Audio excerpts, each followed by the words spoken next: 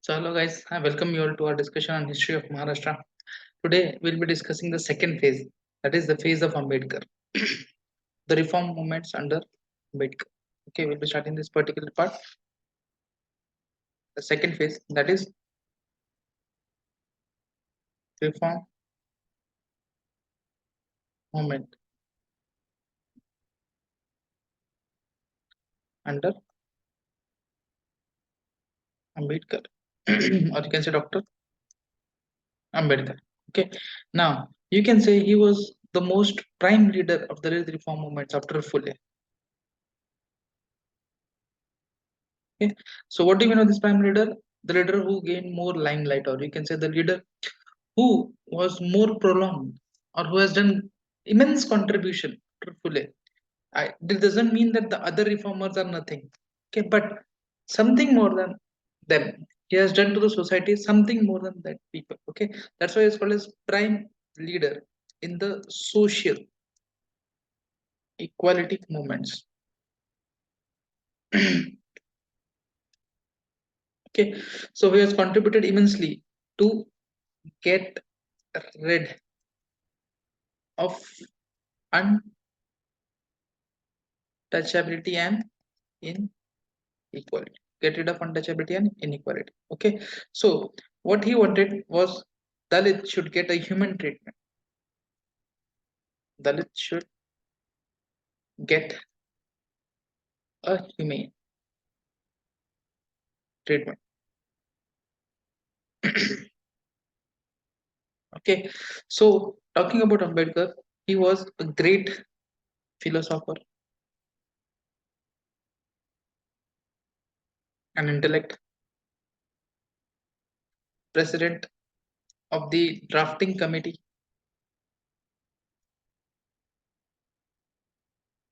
of Constitution. Okay, drafting committee. You all might be knowing what exactly is drafting committee. He was supposed to be the president of the drafting committee of the Constitution. With this, you can say he was a thinker who thought for the welfare of the society, how the society welfare could be carried in a synchronous way. He was of this particular opinion that how the society should run. It should run in equal terms, or it should take everyone together, and then it should run in this particular manner. He was having different opinions in the context of society. Okay, so these all things. Okay, so he did immense work for the upliftment of the Dalit, and for that particular purpose, he was also awarded an award called as Bharat Ratna. He was awarded with this particular auspicious award, or the biggest honor of government of India, that is Bharat Ratna. Talking about this particular person, he was born on 14th of April. Sorry, 14th of April, 1891, at a place called as Maho. And where is this particular place? This place is present in Madhya Pradesh. Okay, Maho at Madhya Pradesh. He was born to Bhima Bai. Okay, and Ramji. His mother's name was Bhima Bai and father's name was Ramji. And Ramji was supposed to be Subedar in army. He was supposed to be a Subedar in army. Okay. Now, talking about his educational life, he has passed his matric or matriculation in the year 1907. He has passed his 10th standard in the year 1907. After that particular thing, he has done MA. Okay. And what was the topic of his MA? The topic was trade in ancient India. After this particular thing, he has also pursued PhD on national dividend of India, a historic study, historical and analytical study, whereby Columbia University. Then he got a degree of DSc for the problem of rupee from London University. Okay, the problem of a rupee from London University. This was supposed to be a degree in economics. DSC, a degree in economics from London University, whose topic was the problem of a rupee. See, guys, how educated this particular person was. He has taken a huge amount of education. Okay, we as of today just are having just one degree. Okay, and that too we are very proud of that particular thing. And he has taken so many degrees. Okay, you just even your fingers are not enough to count the degrees which Dr. Ambedkar has held in his life. Okay, so next. Then finally in 1923 he has passed the exam of, or he has completed his barrister degree, or he has done barrister degree. What is barrister? I have explained you this particular thing while explaining about the Gandhiji. Okay, lawyer, barrister, and advocate. What is the difference between these three words? Okay, you need to see it. I'll not explain it as of now. Okay, so in 1923 he passed barrister exam. Okay, and then finally you can say what was the time when he entered into this movement. The entry into the social equality movement started. Social equality movement. His work in the social equality field started from 1920 itself. Okay, he strived hard. Okay, he strived very hard to bring Dalits and depressed classes in mainstream society or mainstream movement.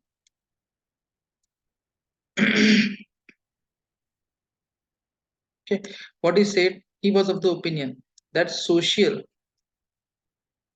and financial stability is needed. What he was of the opinion that social and financial stability was needed for political freedom. Okay, social and financial stability was needed. He was of the firm opinion that social and financial stability is needed for political freedom. Okay, means if you're not having political freedom, you will not be having different what you can say, all your dreams fulfilling, or all your, you'll not be getting the rights and all. Okay, so he awarded Dalits. What he did, he awarded Dalits and mobilized them for struggle. Okay, he awarded the rich and mobilized them, gathered them to struggle. Okay, and what we should with this struggle, we need to have equality. Okay, what we need to do, this struggle is there to achieve equality.